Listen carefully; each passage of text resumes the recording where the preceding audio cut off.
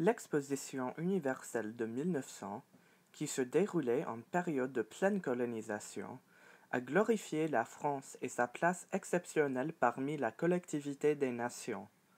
Par conséquent, le journal L'Illustration documentait les nouvelles contemporaines en juxtaposant les images de l'exposition à celles des indigènes des pays colonisés dans leurs interactions avec les Européens.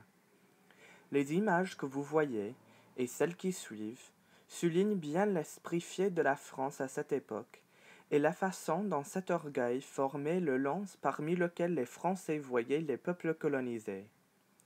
Donc, les images circulées pendant cette époque par l'illustration ont renforcé pour les Occidentaux les stéréotypes des Orientaux. Le désir d'organiser et de comprendre le monde entier, y compris les êtres humains, qui était fortement à la mode chez les Occidentaux à ce moment, est bien reflété dans les photos de l'illustration, soit des individus dans leur propre pays, soit des personnes orientales à l'exposition elle-même. Cette dernière image incarne bien l'esprit français de l'époque, en essayant de démontrer un étranger, dans ce cas un Chinois, qui est en train de profiter de la culture française et de la capacité érudite des intellectuels français.